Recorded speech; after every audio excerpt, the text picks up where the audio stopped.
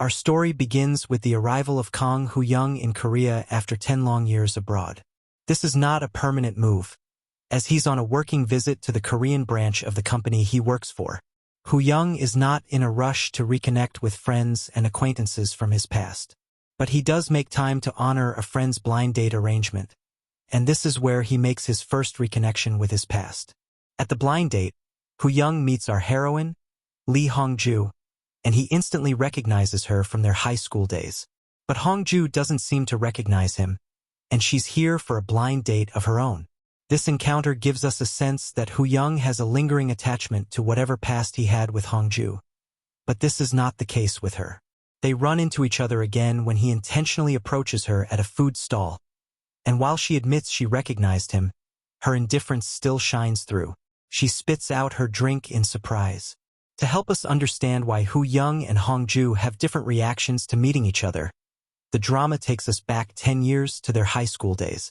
Hoo-young was the top student, liked by teachers, handsome and every girl's dream. But Hong-ju was the opposite. She'd rather immerse herself in novels than her textbooks, and attending classes was more of a chore than a compulsion for her.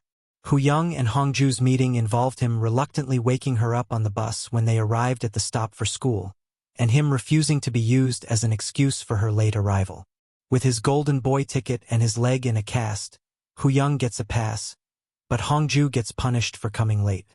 This is where her one-sided beef with him begins. Hong-ju is forced to put her beef aside and play matchmaker when her best friend, Kim Hae-ji, announces that she has a crush on Hoo-young. But her attempts to make him notice Hae-ji only serves to make him notice her. Thus, Hong-ju bursts into Hoo-young's boring life like a ray of sunshine, and years later that sun has still not set. At the present, Hoo-young waits for Hong-ju to contact him because she took his phone number at the food stall. But Hong-ju is still about the Hoo-young and Hae-ji relationship, and she gives Hae-ji his phone number instead. Hoo-young is disappointed, but he cheers up when Hae-ji invites him for a welcome party because Hong-ju will be in attendance. At the welcome party, we meet another of their high school friends, Kwon Sang-pil, who runs the restaurant. Sang-pil and Hae-ji are happy to see Hoo-young again, but you can feel the 10-year distance on Hoo-young's part. He doesn't even recognize Hae-ji at first sight because she's no longer the nerdy girl he used to know. Hoo-young is here for one reason, to see Hong-ju.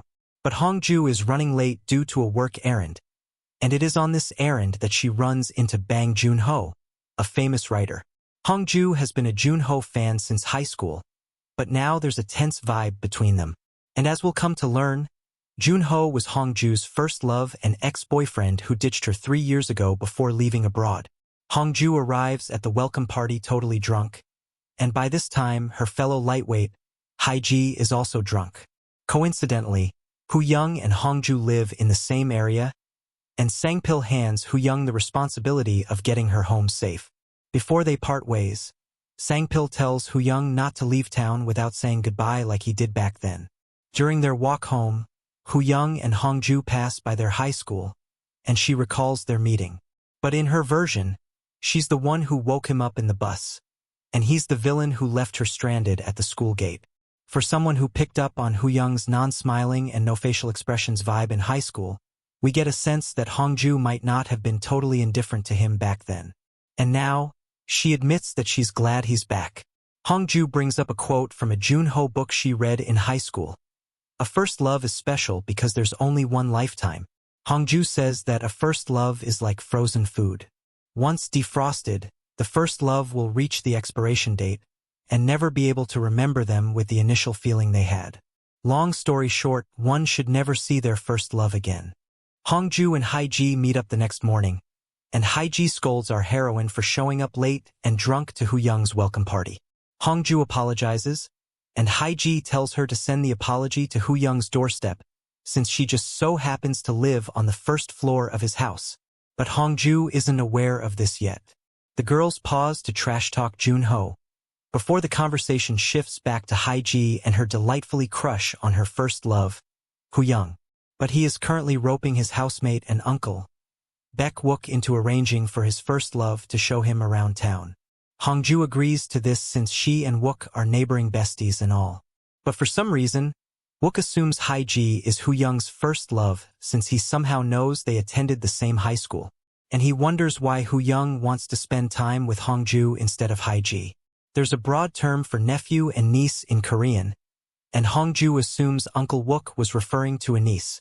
Imagine her surprise when she shows up the following morning and sees a grown man instead of a little girl.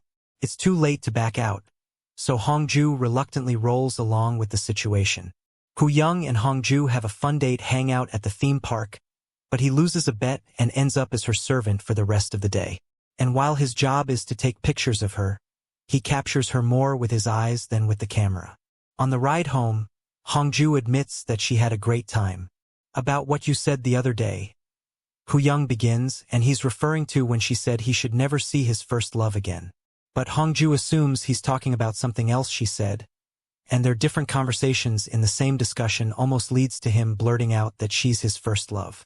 Hoo-young soon catches on that Hongju is in a different headspace, and his relieved laughter is the cutest thing ever. Hoo-young himself is surprised by the huge grin on his face in the pictures they took while playing dress-up.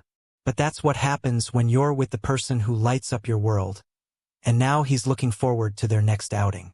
Similarly, Hongju is surprisingly looking forward to eating fried chicken with Hoo-young.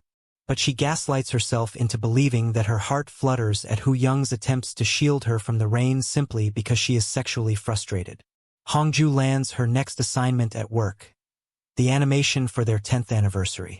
And of all the writers to come on board the project, it just had to be Junho.